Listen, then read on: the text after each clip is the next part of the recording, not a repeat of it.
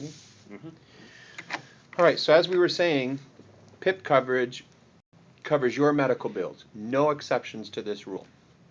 So we're going to have this fictitious accident that we're going to cover probably a couple of times in a couple of different ways. You're sitting at a red light. I come up from behind, strike you. You're injured. Injured seriously. 2 broken legs, let's say. Okay. Who are you going to sue? The person that hit me. Correct. Who's going to pay your medical bills? My policy. Correct. Who's going to pay for your vehicle? My collision. But I'm at fault. But it's no fault. Correct. And then you wouldn't have a claim for other than collision or comprehensive. So that is 100%. Now, here's the thing. Here's the nice thing about PIP coverage in Michigan. As I said, Michigan is a no-fault state. Right. There is no limit. You can't increase this coverage. You can't decrease it. If you're injured in an automobile accident, you are covered for all of your medical bills for the rest of your life. For $2? Well, actually, here it's $36. Oh. 37. Okay. Okay? So that's pretty good. So that covers you for the rest of your life. Now, you would think, here's an example. You could take out an insurance policy in every single state in the union and add up all those coverages together, and they still won't add up to the coverage that you get in Michigan. So our coverage is second to none, yet when it comes to the grand scheme of things, we're right in the middle of the pack as far as price.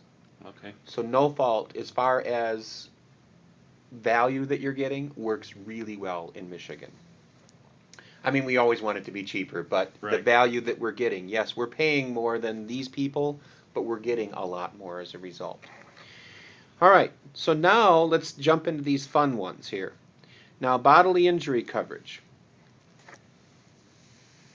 I am the person at fault. I rear-ended you. You were injured. You broke both of your legs. Okay. You said you were going to sue me. Right. What are you going to sue me for?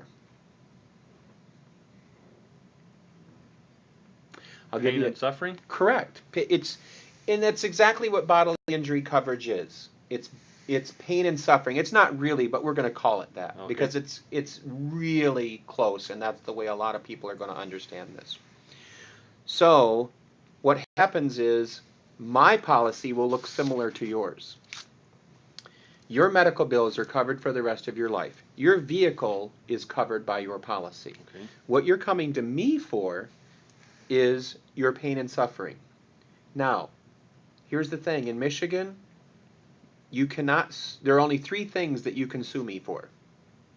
And I've got this piece of paper here that explains them, and you'll see that it says a serious impairment of a bodily function. Serious impairment of a bodily function. And it has to be objectively manifested, and it keeps the person from living a normal life. Okay. So, oh, my neck hurts. That probably doesn't keep a person, well, I can tell you, it's not probably, it does not qualify. But I lost an arm? Lost an arm.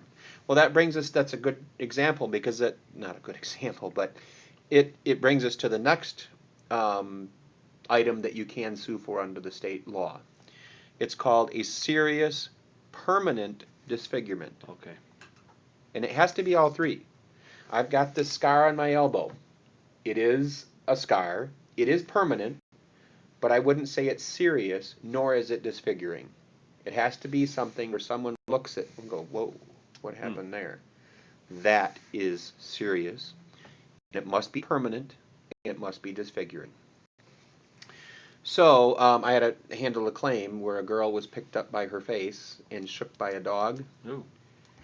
Serious, permanent, and disfiguring, unfortunately. Wow. And then, of course, the last one that you could sue for under the law would be death.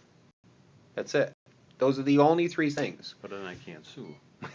Yeah, right. Your estate would. So serious impairment of a bodily function, serious permanent disfigurement, or death. Okay. These are big ticket items.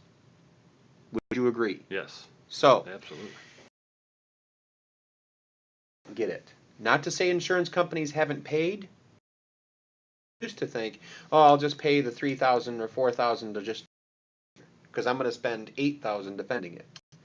Well, what they started to realize is every time I paid $3,000, $4,000, $5,000, it encouraged the next person, excuse me, to make a claim for 3,000, 4,000, 5,000. I see. So they've really buckled down on this, and they are looking at this law good and hard. And quite honestly, they should. Because every time somebody gets paid that $3,000, $4,000, $5,000, it goes into the big pool, and you and I end up paying for it. I see. The goal here is for us to take away, the takeaway with this coverage right here is if you can understand, or you can just accept that serious permanent disfigurement, serious impairment of a bodily function, or death are the only three things that you could sue for, then you've understood insurance at this point. So if you have one of these kinds of injuries, would $100,000 cover you for the rest of your life? Oh, You'd be no. happy with that? No. Okay. No. What do you think? More like Oh, $500,000? at least. $1 million? Yes. Right. So what I'm saying is, would $100,000 protect you if someone sued you for this kind of claim? Oh, no, because they would sue for more than $100,000. Correct. Because the only three kinds of claims that you can sue for are these three.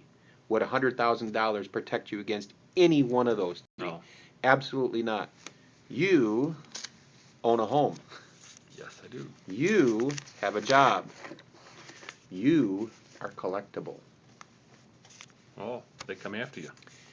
It doesn't stop with the insurance policy. That they don't just say, "Hey, the $100,000 is the first 100,000," but if they're suing for $500,000 or $1 million or more, you are on the hook for it. Oh, no kidding. It's not anything you can bankrupt.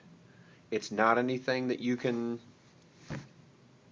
There isn't a way out of it. They will garnish your wages for the rest of your life. Wow. Okay, and I don't mean that as a scare tactic. Right. I don't mean that as a scare tactic. I'm just telling you, I worked in claims, and this is what happens. That's it. Because these attorneys want their money, and that person that was injured wants that money. So now the next thing that most people think is, look, he wants to upsell me in these additional coverages. No, you're going to see. Here's my opinion. If we need to save money, let's save it on the car Sure. and put it where it really needs to be, in these level 1 coverages that protect you or protect you from being sued. Right? Right, because those are devastating. Correct. And now the next thing people think is, well, it's never going to happen to me. Well, let's make this simple. If you know it's not going to happen to you, then don't buy insurance. Save all your money. If you already know that, then just save all your money.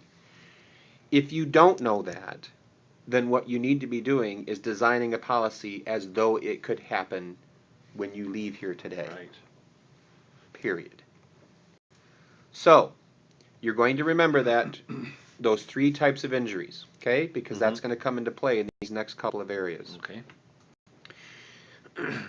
Now let's take our accident and make it so that I'm at fault again. You're not the one at fault. I'm at fault.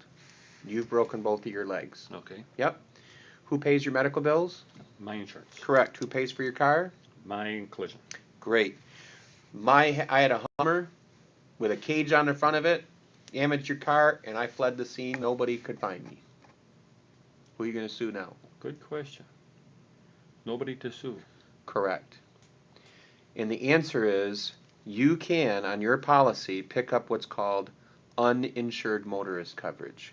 Because at that point, you were hit by someone that either didn't have insurance or fled the scene. There was no insurance to go to. I see. 14% of all drivers in the country are uninsured. I have a sneaking suspicion that it's probably even higher in the Detroit metro area. So if you're injured by someone seriously, it's greater than a 1 in 10 chance that you're going to be injured by somebody that is uninsured. Wow. There you go. So now, these three types of injuries, right now, you have $100,000